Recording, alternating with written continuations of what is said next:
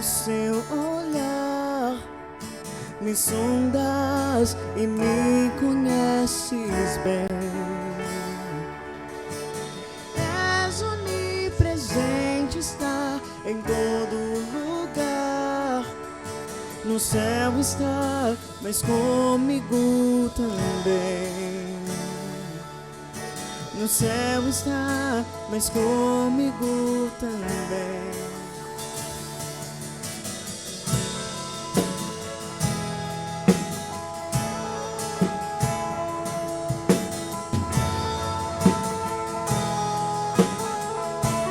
Aleluia. Tão profundo como o mar é o seu olhar. Me sondas e me conheces bem. És onipresente, está em todo lugar. No céu está, mas comigo também. No céu está, mas comigo também. E não há amor maior que o seu. Ele é o próprio amor. Ele é o amor. E não há amor maior que o seu. Ele é o próprio amor. Ele é o amor, e em meio a tantas estrelas, me vê como ninguém me vê, como ninguém vê. E em meio a tanta beleza, me vê como ninguém me vê, como ninguém vê. E em meio a tantas estrelas, me vê como ninguém me vê, como ninguém vê. E em meio a tanta beleza, me vê como ninguém me vê, como ninguém vê. Me fez como ele é, com suas próprias mãos, soprou sua vida em mim e quis meu coração para morar aqui, para morar em mim. Oh, me fez como ele é, com suas próprias mãos, soprou sua vida em mim e quis meu coração para morar aqui, para morar em mim. Oh. E em meio a tantas estrelas, me vê como ninguém me vê, como ninguém vê. E em meio a tanta beleza, me vê como ninguém me vê, como ninguém vê. Querido, somente Ele tem esse olhar de amor.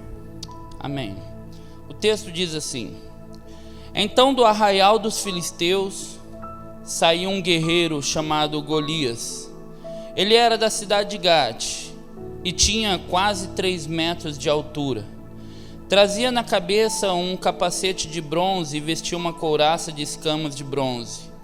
que pesava uns 60 quilos. Trazia caneleiras de bronze nas pernas e um dardo de bronze sobre os ombros. A haste de sua lança era como um eixo de tecelão. A ponta da sua lança era de ferro e pesava mais de 7 quilos. E diante dele ia o escudeiro.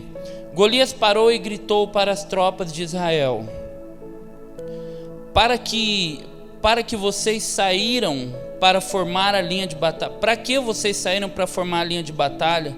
Não sou eu o filisteu e vocês servos de Saul? Escolham entre vocês um homem que venha lutar comigo.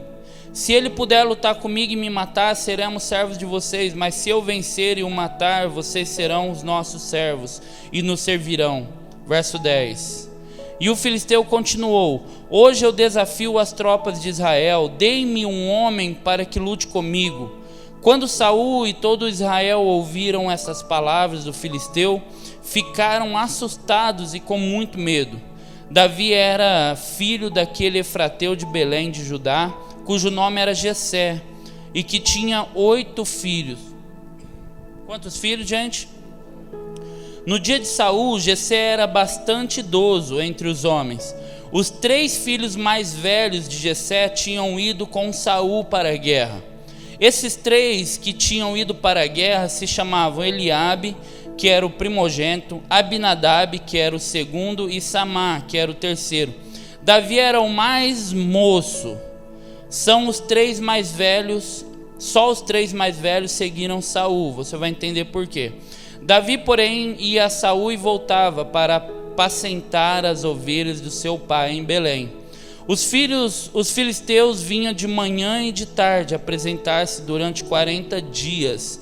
Jessé disse a Davi, seu filho: Peço que você leve para os seus irmãos uma medida de trigo tostado e estes 10 pães. Corra e leve isso para os seus irmãos no acampamento. Vamos parar por aqui. Pai amado, desde já eu te agradeço por todo esse período de adoração. E sabemos que ouvir a tua palavra também é prestar um culto ao Senhor. Por isso, encontre nosso coração ainda à disposição em adorá-lo, servi-lo, dando os nossos ouvidos, dispondo nosso ouvido, nosso coração, ó Pai, tanto naturais como espirituais, para que a sua mensagem tenha acesso à nossa vida. Toca, Senhor, nas 3 esferas da nossa vida, no nosso corpo, na nossa alma, no nosso espírito, para que haja uma restauração de tudo aquilo que foi corrompido, ó Deus, e haja um fortalecimento de tudo aquilo que está no caminho certo, Deus. Que possamos ouvir a tua mensagem, mas não só ouvi-la, mas praticar tudo aquilo que nós precisamos caminhar, em nome de Jesus. Amém? Filipenses capítulo 1, o capítulo de número 1, verso 6, ele diz assim: Estou plenamente certo de que aquele que começou a boa obra há de completá-la em Cristo Jesus. Perceba que esse texto aqui de 1 Samuel está contando a história que todos conhecem. Você já viu de repente num desenho, já viu na escola dominical, você que era desse tempo, ou você tem ouvido seus filhos talvez traz desenhos para casa, né, da escola bíblica ali, falando sobre essa luta do gigante contra Davi. Agora, o que nós não entendemos, aquilo que está no contexto dessa história, nas entrelinhas, que traz um brilho a mais aquilo que está acontecendo. Davi era um menino, o caçula da família de 8 irmãos. Perceba que a Bíblia enfatiza que 3 deles vão para a guerra, ok? Os 3 filhos mais velhos, eles vão para a guerra lutar contra o filisteu. Mas existem 8 filhos. Cadê os outros 5? Os outros 5, eles não podem ir na guerra. Não é como muitas vezes nós pregamos, e que eu também ministrei, que Davi ele era tão excluído a ponto de nem na guerra, nem para morrer, o pai dele não acreditava nele. Não, na verdade é que existia uma lei no Antigo Testamento, na nação de Israel, que apenas a partir dos seus 20 anos de idade, uma pessoa poderia estar num exército. Então vamos calcular um pouco, vamos fazer um pouquinho de matemática bíblica. Se nós temos 8 filhos, Davi era o caçula, os 3 mais velhos foram para a guerra. Então nós temos aqui 5 jovens e adolescentes que não estão aptos da guerra, não porque não podem estar na guerra, porque a Bíblia diz que Davi, ao contrário do que a gente imagina, um menininho franzininho, fraquinho, magrelinho, que ninguém dá nada para ele, a Bíblia diz que Davi, ele era um homem forte e apto a ponto de matar um urso, matar um leão com as suas próprias mãos, né? Alguém que, ainda que está nos bastidores das batalhas, é alguém que empunha e maneja a sua funda como um mestre, né? E a Bíblia diz que Davi vem da linhagem de homens, acredite se quiser, que operavam a funda como se fosse um instrumento de guerra, a ponto de lançar a pedra e não errar um fio de cabelo. Preste atenção do que nós estamos falando, para desconstruir um pouquinho daquilo que a gente imagina. Então Davi, ele está entre 5 irmãos que está abaixo dos seus 20 anos de idade. Agora, se Davi é o caçula deles, nós temos no mínimo, se a mãe de Davi tivesse tido 5 filhos, 1 por ano, Davi tinha no máximo quantos anos? 15 anos. Há historiadores que dizem que Davi, nesse momento que ele vence Golias, ele tinha de 12 a 13 anos de idade. De 12 a 13 anos de idade. Agora, o que mais me chama a atenção nisso é a disposição de uma criança a estar à frente de uma batalha, na frente de um exército de homens maduros e velhos, que participaram de grandes batalhas na vida, conquistaram vários territórios diante de vários exércitos, mas uma criança precisa se levantar porque alguém afronta o Deus na qual ele acredita.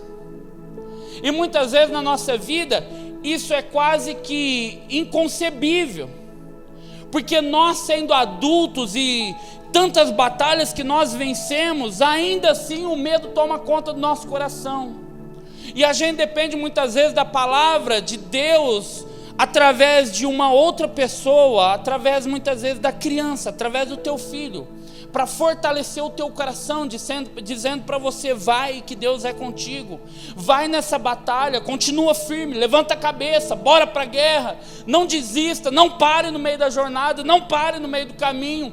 Você ainda não chegou lá, mas existe um processo nessa caminhada, uma jornada que você precisa caminhar nela.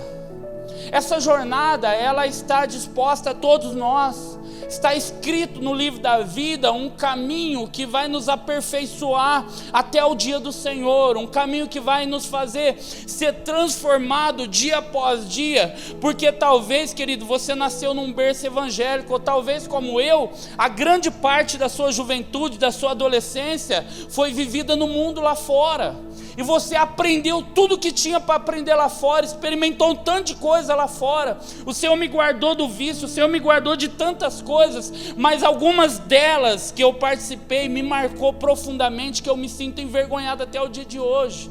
E talvez você, como eu, ou num nível muito mais intenso, mais profundo, você viveu coisas terríveis quando você não conhecia o Senhor. E talvez em algum momento alguém precisou ser levantado para falar com você: existe uma vida ainda para você, existe uma vida ainda, dá tempo ainda de restaurar, dá tempo ainda de voltar para essa guerra que você desistiu, dá tempo de você voltar para essa batalha, para esse presente tão precioso chamado família, dá tempo ainda de você levantar, empunhar suas armas e ir à frente dessa batalha. Agora, o grande segredo da nossa vida, que nós precisamos entender, que existe uma batalha que você trava, que você só vence quando você perde. Sabe qual que é? É a grande batalha do meu eu. É a grande batalha do meu orgulho, é a grande batalha do meu ego, é a grande batalha que está acontecendo aqui dentro de mim. Sabe por quê? O grande sabotador dos projetos de Deus na sua vida não é Satanás, é você mesmo. O grande sabotador, aquele que tenta destruir os projetos da sua vida, ainda que a intenção de Satanás é destruí-lo, mas você é o grande inimigo que precisa ser vencido, muitas vezes por você mesmo. Sabe por quê? Porque se você não identificar isso, você não tem condições de prevalecer. Um menino de 12 anos, talvez 12, 13, 14, vamos jogar alto. Um menino de 15 anos, ele chega diante da batalha com um pratinho de comida, com uma marmita para os seus irmãos. Ninguém dá valor àquilo que ele está fazendo, porque é uma guerra. Todo mundo está prestando atenção naquilo que está acontecendo lá fora. Todo mundo está com medo do dia de amanhã. Todo mundo está com medo do exército inimigo. Todo mundo está com medo daquela batalha. E aquele menino não está entendendo nada. Mas vocês não são os guerreiros. Por que vocês permitem que aquele incircunciso afronta o Deus de Israel?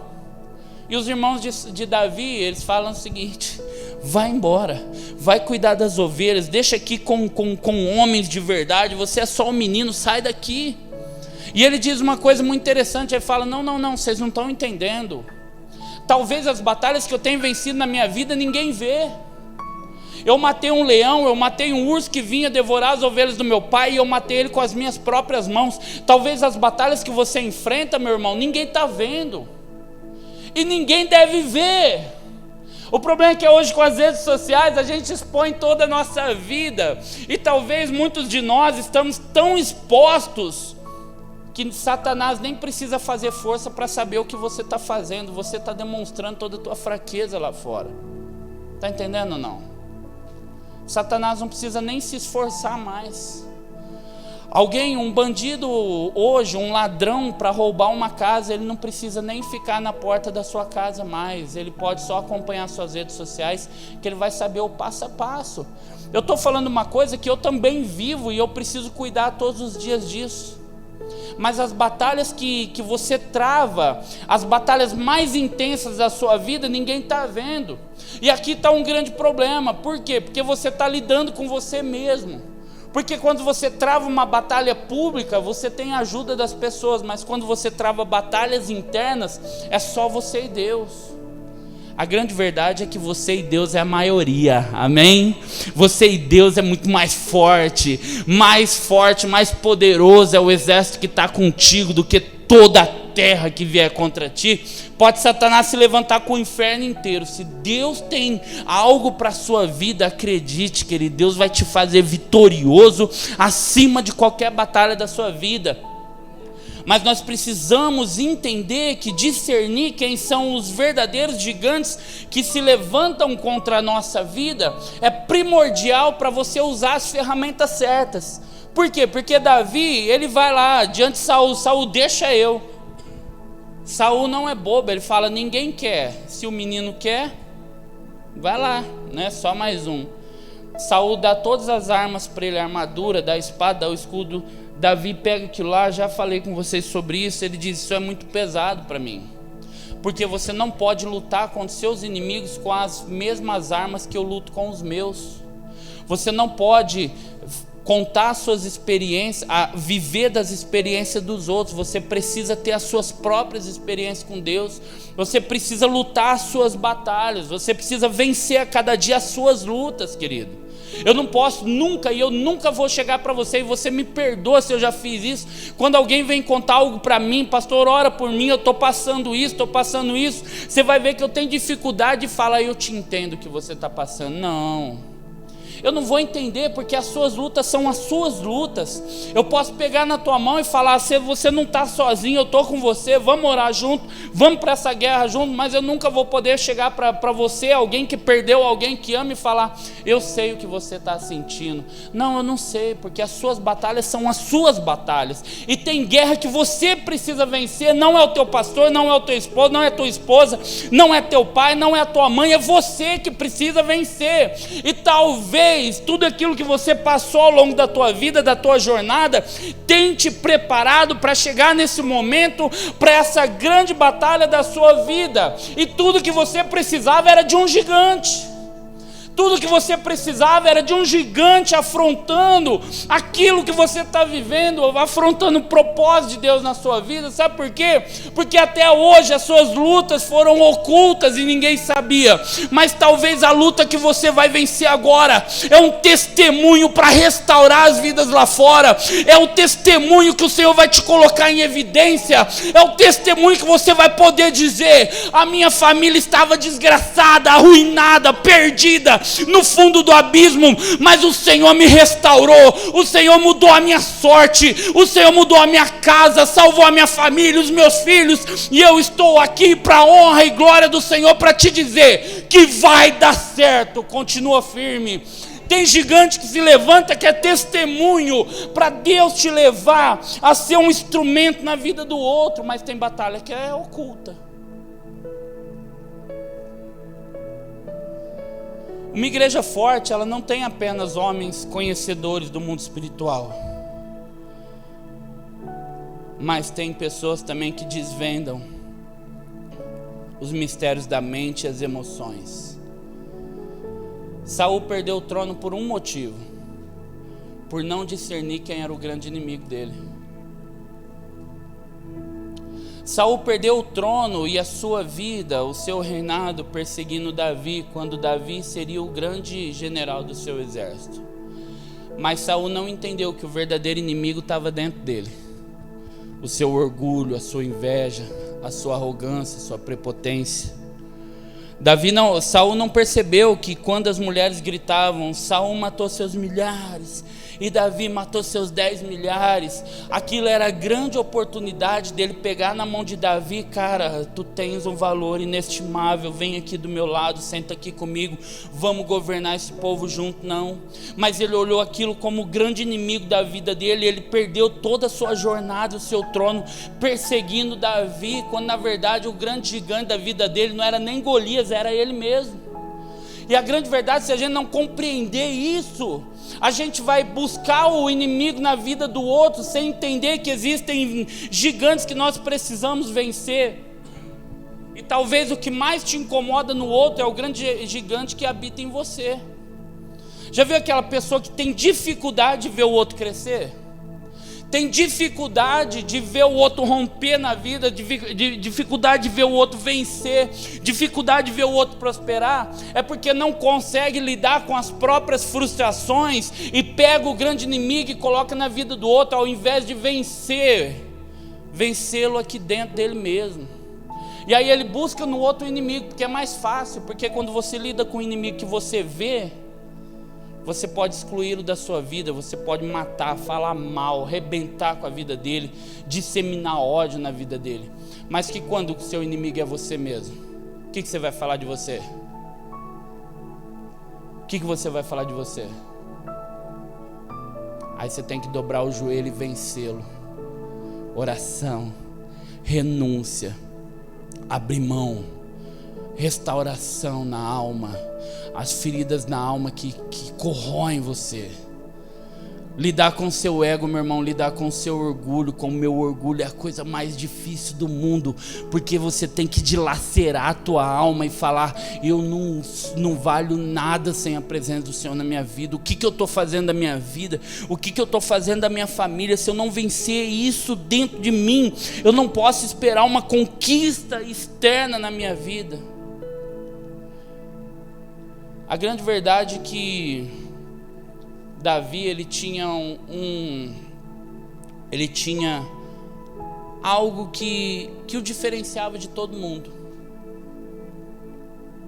Diferenciava do próprio rei. Não vou falar nem da presença de Deus que estava sobre ele, a ponto de Saul chamar para tocar dentro da sua casa, para expulsar os espíritos perturbadores que tinha.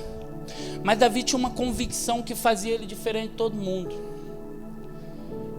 Quando Saul coloca a armadura nele, ele vê que aquela experiência não é para ele, aquela experiência não é dele. Deixa eu abrir um parênteses aqui. Talvez você pode, há anos, você vem contando as experiências de outros com Deus. Querido, vão lá para a igreja, cara, lá tem vidas transformadas, lá tem casamentos transformados, tem pessoas libertas do vício, vamos lá para a igreja. Esse testemunho, ele, durante um tempo, ele permanece na tua boca. Mas chega um momento que você não dá conta mais de viver contando experiências dos outros. E aí o que você tem que fazer? Começar a contar suas próprias experiências com Deus. Sabe por quê?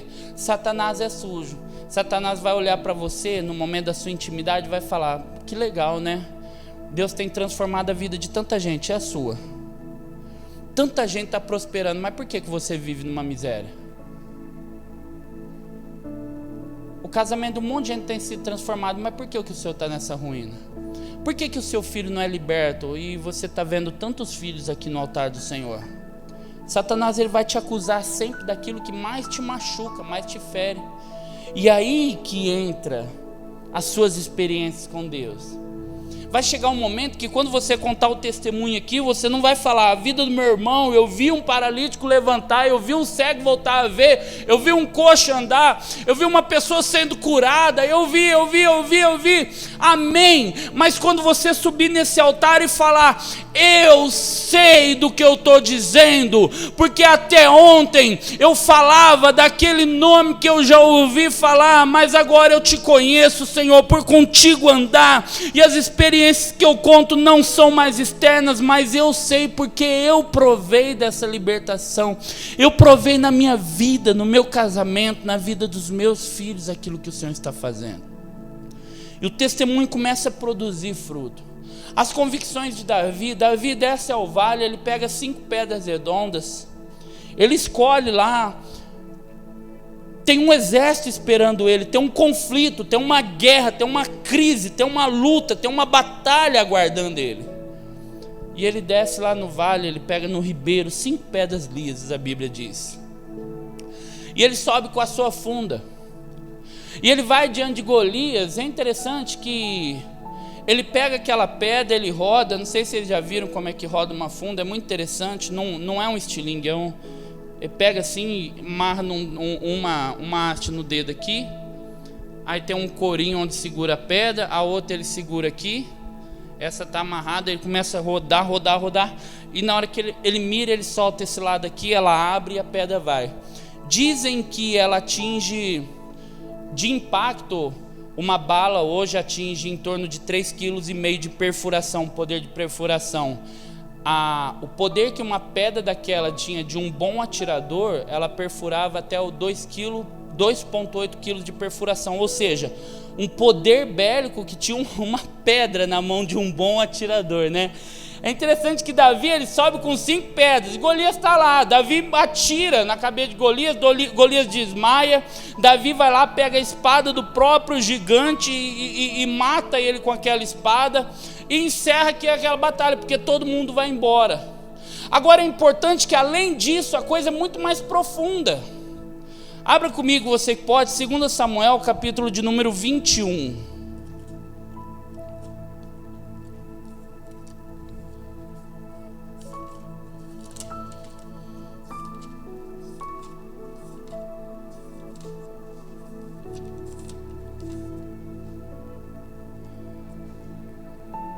Capítulo 21, verso de número 15. Preste atenção nisso. Quantas pedras Davi tinha na mão?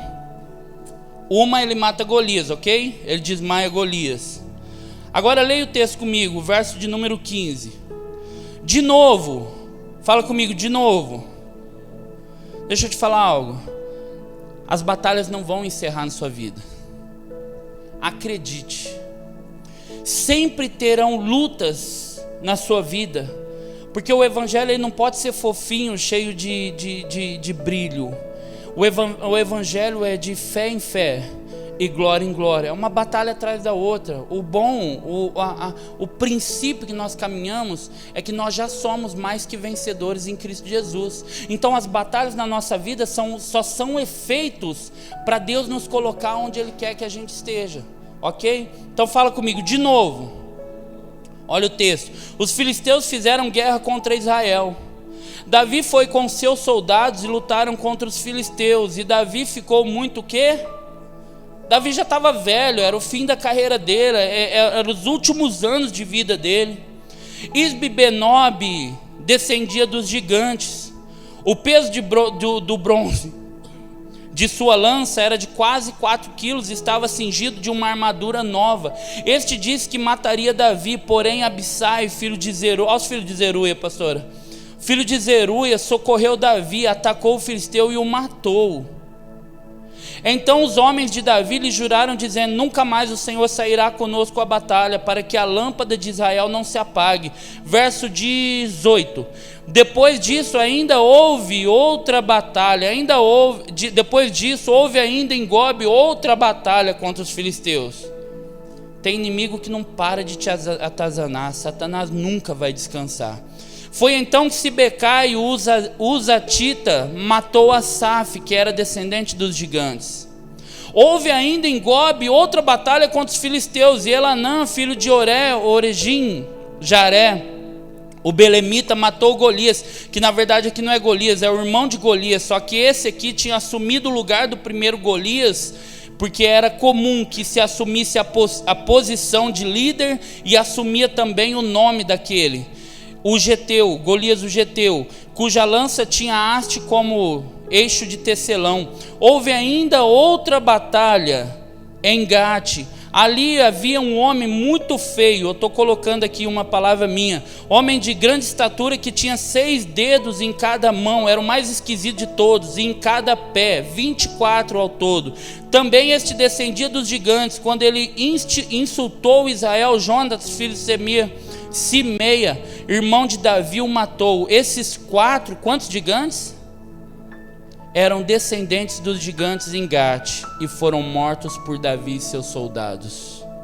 Aquele que começou a boa obra em sua vida, há de terminá-la em Cristo Jesus. Davi convicto, querido, tinha 5 gigantes lá. Tem gigantes na sua vida que precisam ser vencidos. Tem batalhas que você não pode descansar, não é porque você venceu a primeira que não vai vir outra. Talvez você venceu uma hoje, amanhã tem outra, depois tem outra. Você não pode descansar. As suas convicções têm que estar no Senhor. Davi desceu ao ribeiro, pegou 5 pedras lisas, porque ele sabia que tinha 5 gigantes que ele precisava vencer. Quando ele mata um, os outros fogem. Sabe por quê? Porque tem calmaria na sua vida disfarçada, tem guerra disfarçada de calmaria. E quando a gente abaixa a guarda, Satanás entra. Tem guerra na nossa vida disfarçada de calmaria. Quando a gente baixa a guarda, Satanás toca no nosso filho, toca na nossa saúde, toca no nosso casamento. É importante que você entenda que quando você discernir quem são os gigantes da sua vida, você não pode baixar a guarda. Agora, entender quem são eles vão te fazer você trabalhar com as armas corretas. Se é no teu casamento, o que você tem que fazer? A Bíblia diz que tem casta de demônios que só sai com jejum e oração. Tem outros que você expulsa em nome de Jesus. Tem outros que você só vai ter que fazer um sacrifício.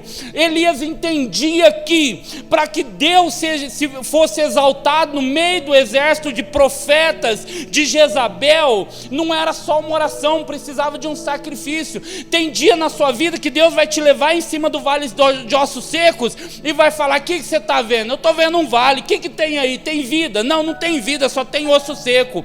E ele vai falar: então faz uma coisa simples, profetiza. E Ezequiel começou a profetizar, e os ossos começaram a fazer barulho, osso com osso, carne com carne, tendão, começou a juntar tudo, e se levantou um grande exército. Mas tem dia que não é só profetizar, tem dia que tem que fazer sacrifício, tem dia que não é só fazer sacrifício, tem dia que tem que ofertar, tem dia que só ofertar não vale nada, tem dia que você precisa renunciar, tem dia que não é renunciar, tem dia que você precisa vencer de fato com as suas ações e atitudes. Não é qualquer demônio que você vai fazer assim que ele vai embora da sua vida, não. Satanás, se pudesse tocar você, querido, ele já teria te matado. Satanás, se pudesse tocar na tua carne, você já teria apodrecido vivo. mas o Senhor não permite que ele faça isso. Então ele vai te atazanar todo dia, vai encher a tua cabeça de porcaria, encher a tua vida de porcaria, encher a tua vida, a tua história de um monte de frustrações, para fazer você desistir. Abra comigo em João capítulo 4. E aqui eu quero caminhar com vocês na mensagem agora. João capítulo de número 4.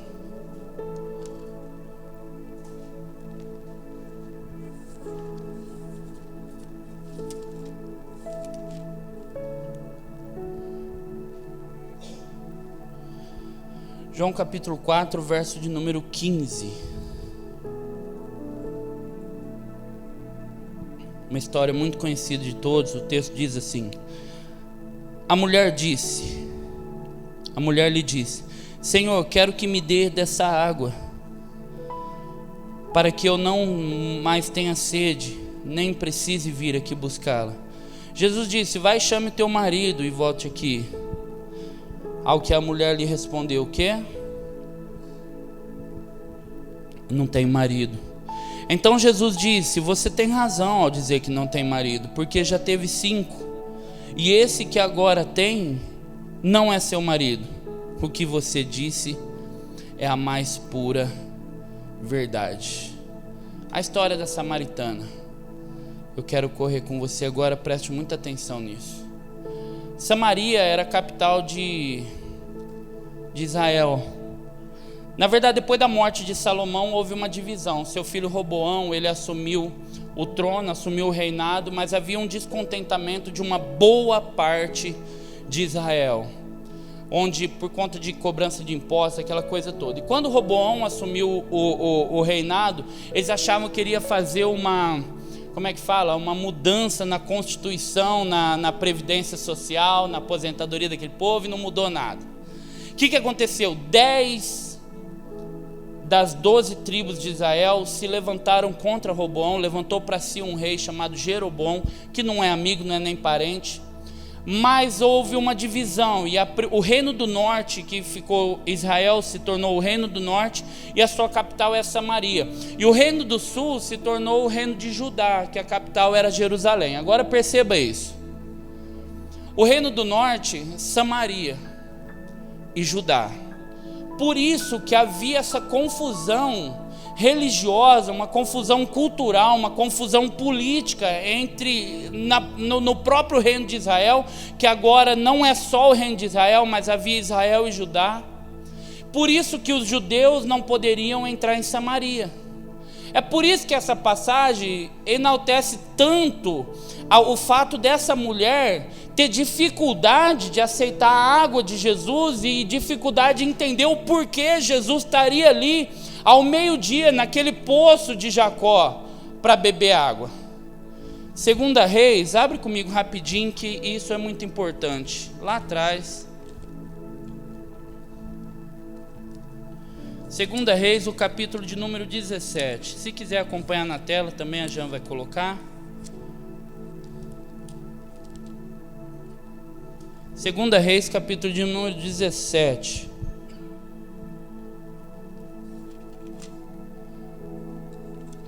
Segura aí. Então Jesus, ele fala para essa mulher sobre uma água. Qual que é a água que Jesus fala? É a água que flui dele mesmo. É uma água que, se alguém beber, nunca mais terá sede. Não está falando de uma água física, mas é importante que Jesus, ele está ali para um propósito muito maior, porque os discípulos questionam Jesus: vamos comer algo? Vamos nos alimentar, porque a caminhada, a jornada é muito longa. Jesus fala para eles assim, seguindo o texto, Jesus fala para eles assim: não, o que me alimenta é fazer o quê? A vontade do meu Pai. Esse é o verdadeiro alimento que eu tenho. Então, se eu não fazer, não cumprir o propósito pelo qual eu estou aqui em Samaria, não faz sentido, porque alimento nenhum vai me sustentar se eu não cumprir aquilo que o meu pai me mandou eu fazer, porque não tinha por que Jesus estar em Samaria, porque Jesus é um judeu, e eles não se dão bem. E aí Jesus vai lá e aquela conversinha, me dá água, não, essa água não, me dá aquela água, não, então tá, eu vou te dar a água que você está querendo, você nunca mais terá sede, mas eu preciso do teu marido aqui. O que ela fala? Eu não tenho marido. Ele fala, disseste bem, porque você já teve 5 maridos, e o que tem agora também não é seu. Aí ela para e fala, vejo que tu és o quê? Profeta. Porque você falou coisa que ninguém sabe. Agora, entenda isso, querido. Alguém que foi casado sim 1, 2, 3, 4, já teria sido morta no segundo casamento, apedrejada em praça pública. Só para você entender. Agora vamos ao texto. 2 Reis, capítulo de número 17, o verso de número 24. Olha o que o texto diz. O rei da Síria trouxe gente da Babilônia. Preste atenção nisso. Quando houve a divisão dos reinos, 2 séculos depois, 200 anos depois, Samaria, que ficou com 10 das 12 tribos, começaram a se enfraquecer politicamente. O rei da Síria, entre esse texto aqui, o rei da Síria trouxe gente da Babilônia, de Cuta, de Ava, de Ramate e de Sefarvaim, e os fez morar onde? Em Samaria, porque o rei da Síria tomou Samaria. E quando o rei da Síria tomou Samaria, ele levou todas as posses, todos os bens, toda a riqueza, todo homem apto à batalha, toda mulher que poderia gerar filhos ainda, todo homem culto, todo jovem culto, tudo aquilo levou tudo embora, e deixou só quem? Pobres e doentes. Aí ele vai, tempos depois ele volta para reconstruir a cidade de Samaria, mas agora do jeito dele. E agora presta atenção, o rei da Síria trouxe gente da Babilônia, de Cuta, de Ava, de Ramate e de Sefarvaim, e os fez morar na cidade de Samaria, em lugar dos filhos de Israel. Tomaram posse de Samaria e habitaram nas suas cidades. A princípio, quando passaram a morar ali, não o quê? Então o Senhor mandou para o meio deles leões que mataram alguns dos povos. Por isso disseram ao rei da Síria: os povos que o Senhor, ó rei, transportou, fez habitar nas cidades de Samaria, não sabem a maneira de servir. Deixa eu falar sobre esse texto. O que ele faz? Então tá, o Senhor está pesando a mão sobre a terra, então eu vou trazer um dos sacerdotes que eu levei embora, e ele vai ensinar como serve ao Senhor. Só que tem um problema aqui, porque quando ele traz um sacerdote do Deus Altíssimo, tinha um povo enfraquecido, só pobre e doente, não tinha força na nação. Então quando traz para uma minoria, os outros povos que foram trazidos para lá, Babilônia, Cuta, Ava, Ramate e Sefarvaim, questionaram acerca dos seus deuses também. Então se pode o Deus dele, eu também quero o meu. Então o que ele fez? Trouxe o quê? Mais 5 sacerdotes juntos. Preste atenção. Sacerdote do Deus de Israel, sacerdote da Babilônia, de Cuta, de Rava, de Ramate e Sefarvaim. E cada um desses sacerdotes ensinavam a cultuar um Deus diferente. Começou a esclarecer um pouco? Os 5 maridos daquela mulher não são homens. Jesus estava questionando a toda mistura religiosa que foi causada naquela nação. Então a mulher samaritana, ela não representa somente uma mulher naquele poço, ela representa toda uma nação que foi corrompida pela religiosidade, pela adoração a outros deuses. Fala comigo. Babilônia, a sua deusa chamava Sucote Benote, presta atenção. Fala comigo. Cuta, seu Deus chamava Nergal. Ava, vamos lá? Ava, seu Deus era Nibás. Ramate, sua deusa era Azima. E Sefarvaim, O seu Deus chamava Adrameleque. Agora presta atenção. Sucote Benote era um deus da pornografia e da sensualidade. Nergal era um deus da murmuração, da fofoca contra o próximo. Era aquele que incitava a levantar falsos testemunhos entre o próprio povo.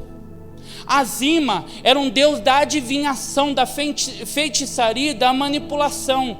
Nibaz era um deus da incredulidade, do humanismo. Trata-se da idolatria, não só da idolatria com postes ídolos, outros deuses, mas a idolatria muitas vezes dentro da nossa casa, a idolatria do marido para com a esposa, a idolatria da esposa para com o marido, e pasmem, a idolatria do pai e da mãe com o filho. Sabe o pai e a mãe que não quer acordar o filho para vir para a igreja? Existe uma influência demoníaca dentro dos nossos lares, que a gente não entende, e nós precisamos falar disso em cima do altar. Abraão sofreu influência desse demônio, quando ele colocou Isaac como sua prioridade, não o Deus Altíssimo. E Tartak era o Deus das trevas, da corrupção, que fazia com que as pessoas negociavam sua fé a troco dos prazeres humanos. Por isso que Jesus disse: me é necessário passar por Samaria. É necessário que Ele entre na nossa casa. É necessário que Ele entre na nossa família. Feche os seus olhos, você que pode. Pastor Amar, vem para cá. É necessário que você tenha um encontro com Deus definitivo na sua vida, querido, para que o demônio da pornografia não encontre acesso dentro da sua casa. Esse gigante que a gente tem lutado todo dia, esse gigante que a gente precisa renunciar todo dia, o gigante da pornografia, da sensualidade. E deixa eu te falar algo, esses 5 demônios são 5 demônios de atuação dentro da família. São demônios de atuação dentro da igreja, muitas vezes, das famílias da igreja. É o gigante que a gente precisa vencer todos os dias. Homens, deixa eu te falar algo, o demônio da pornografia é um gigante que a gente precisa vencer todos os dias da nossa vida, porque quando você está forte com a tua esposa, deixa eu te falar algo, tudo é maravilhoso, mas a Bíblia diz que o dia mau vem para todo mundo. Isso não é uma opção, é uma sentença. E quando o teu casamento não está legal, aonde você recorre? E Satanás se levanta contra a sua vida. O demônio da sensualidade, esse gigante da sensualidade. A gente tem que cuidar da nossa casa, cuidar das nossas esposas. As esposas, olhar para si mesma. Olhar para si mesma. Olhar para as nossas filhas. Porque Satanás nos rouba na simplicidade. É quando nós abrimos mão da nossa autoridade, do nosso governo. É aí que Jezabel se levanta nas nossas vidas. É quando Acabe deixa a autoridade. É aí que Jezabel se levanta. A sensualidade, que ela não é só a provocação de outros, mas é quando você abre mão dos valores, de o quanto você é preciosa, de o quanto você é precioso, do quanto você é amada por Deus, de o quanto você é para Deus a menina dos olhos dele. O gigante da murmuração, querido, da fofoca, o gigante do falso testemunho, quando você se levanta, quando eu me levanto contra a vida do meu irmão, isso é um demônio, isso é uma desgraça no meio da sociedade. É quando você se levanta para ferir o próximo com palavras mal pensadas. É quando você tenta ferir o outro com aquilo que você mesmo sofre. E quando você fala de alguém, para alguém, não é revelado quem o outro é revelado quem nós somos, que abrimos nossa boca.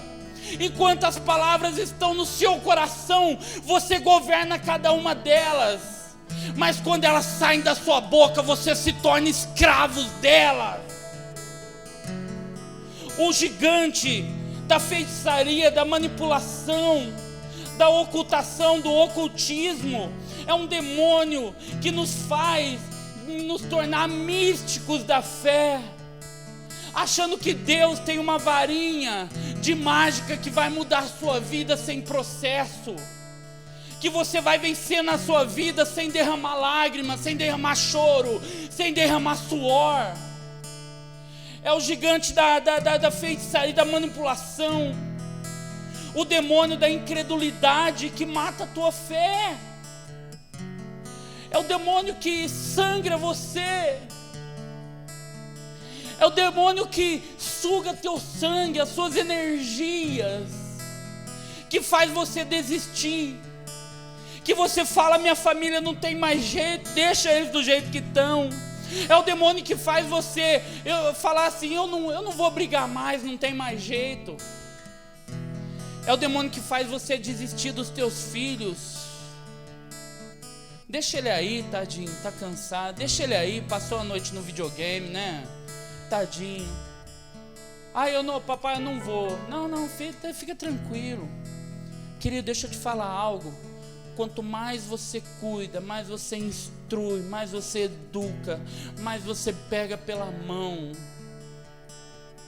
o dia mais tarde, eles vão lembrar disso. No dia que eles estiverem nas próprias batalhas deles, e acredite, você não vai estar lá para livrar eles.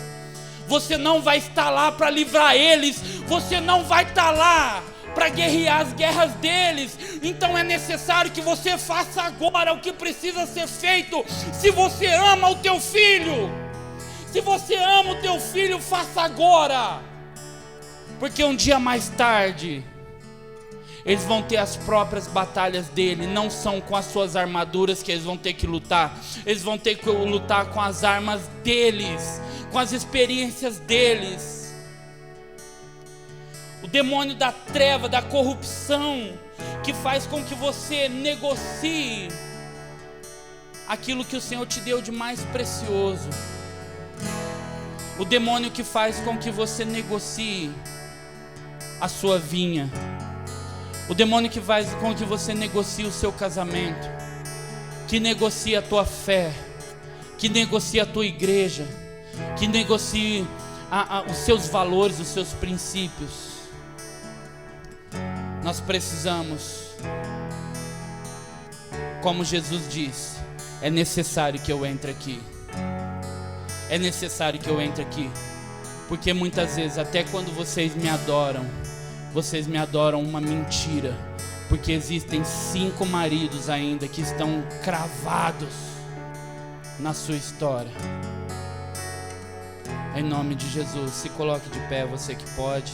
Nós vamos orar e quebrar isso nas nossas vidas, e vamos sair daqui mais que abençoados em nome de Jesus. Tão profundo como o mar é o seu olhar. Vai falando para ele: Senhor, eu renuncio. E me conheces bem. Eu renuncio, Deus, na minha vida a bebida. Eu renuncio, Senhor, o vício, o cigarro. Senhor, eu renuncio, Deus, a mentira. Eu renuncio, Senhor, a fofoca, a mentira.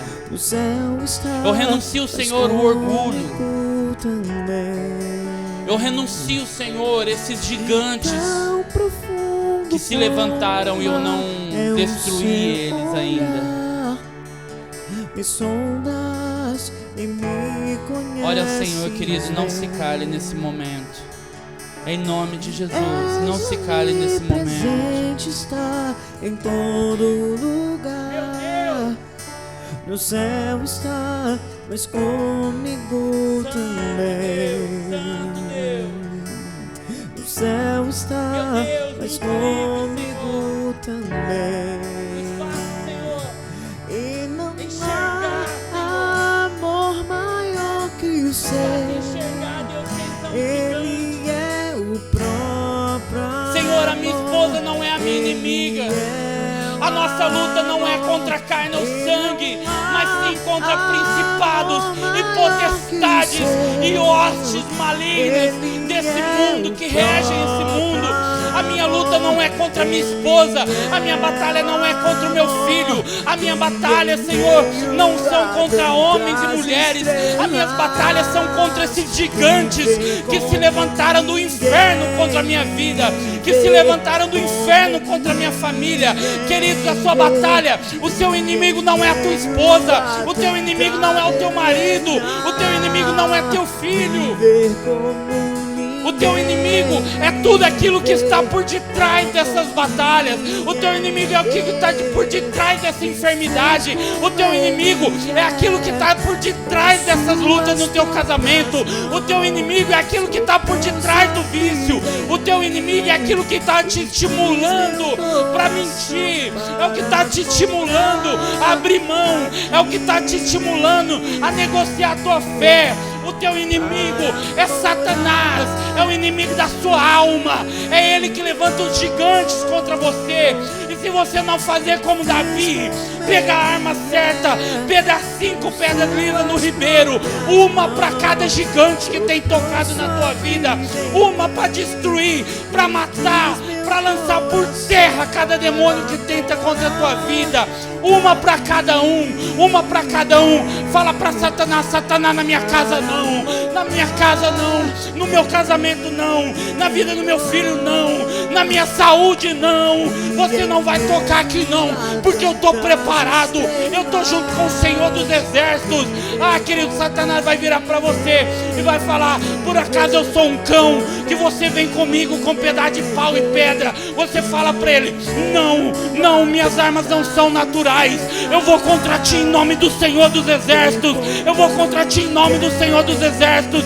E é necessário que ele entre na tua vida, é necessário que ele passe por Samaria para te libertar, para vencer, para romper os seus limites, para fazer você sair do momento que você está, para fazer você sair desse deserto, para fazer você sair dessa batalha, porque existe uma garantia, existe uma garantia. Eu sou mais que vencedor em Cristo Jesus. Não vou ser. Vamos cantar isso pra gente encerrar. Vamos. Eu vou construir uma vida no Senhor, uma vida no Senhor, uma vida no Senhor, uma vida no secreto, de relacionamento, de unidade, de aliança com Ele. Eu vou confiar somente em ti. Não vou ser abalado. Eu vou construir minha vida em ti. Sim, Deus. Tu és meu Tu és tudo que nós precisamos. Tu és tudo, tudo, tudo, tudo, tudo. A minha casa, meu casamento, a minha família é tua. Tudo, tudo, tudo, tudo, tudo. Tudo é teu, Jesus. Sim, Deus. Sim, Deus. Espírito Santo, vai em direção a cada família, a cada casa. Em nome de Jesus, tu conheces o coração da sua igreja. Tu conheces, Senhor, tu conheces o íntimo. Tu conheces o que está acontecendo lá no lar. Tu conheces, Senhor, do nosso corpo, da nossa alma e do nosso espírito. Tu conheces, Jesus, tu conheces, Espírito Santo. Vai em direção a esse irmão, Senhor. Vai em direção a essa irmã. Vai em direção a essa casa, Pai. Vai em direção a esse casamento em nome de Jesus. Para que não haja aqui nesse púlpito testemunho do que fizeram em outros lugares, Senhor.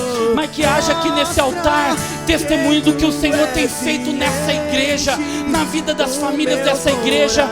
Em nome de Jesus. Em nome de Jesus. Em nome de Jesus. Eu vou construir minha vida em ti. Tu és meu fundamento. Eu vou confiar somente em ti. Não vou ser abalado.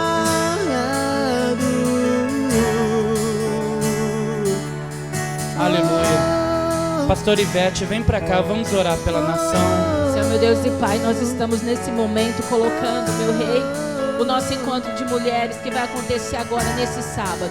Deus, que o Senhor esteja operando os teus milagres, operando a tua graça, que haja salvação, que haja libertação, que o inimigo caia por terra no poder do nome de Jesus. Colocamos, Senhor querido, a nossa nação em tuas mãos. O Brasil é do Senhor Jesus. Nós estamos decretando a derrota do espírito de corrupção, do espírito, Senhor, que tem aprontado esta nação por anos. Mas agora chegou a hora da vitória. Chegou agora, Senhor, a hora que o seu nome será exaltado, porque nós sabemos, Pai, que não são homens, mas é o teu Espírito Santo que opera milagres. Pai querido, estamos colocando a vida da irmã Claudineia no teu altar. Cremos no milagre, cremos Sim, na Deus. cura, cremos que o Senhor é Jeová Rafa, o Sim, Deus Deus. de cura. Que o Senhor esteja liberando uma unção nova sobre a vida dela, Em sobre a nome de casa Jesus. dela. Estamos abençoando, Senhor, esta igreja, porque cremos, Pai, que este lugar também pertence a Ti. Aleluia. Nós já te agradecemos na certeza da vitória, em nome de Jesus. Amém, Senhor. Glória a Deus. Estenda suas mãos para cá. Que o amor de Deus Pai, as consolações do Espírito Santo e que as misericórdias do nosso bom e lindo Jesus esteja sobre a sua vida. Que a unção dessa manhã te faça caminhar, rompendo os limites da sua vida.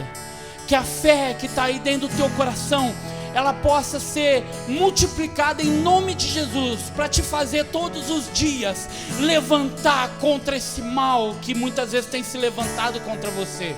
E o Senhor vai te dar graça, o Senhor vai te dar sabedoria, o Senhor vai te dar discernimento, e o Senhor vai te capacitar com as armas certas para vencer cada uma dessas batalhas em nome de Jesus. Quem recebe, dê um forte aplauso ao Senhor.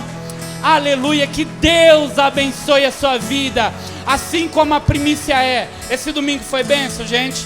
Foi bênção. Toda a tua semana será mais que abençoada, em nome de Jesus. Até quarta-feira, se Deus quiser.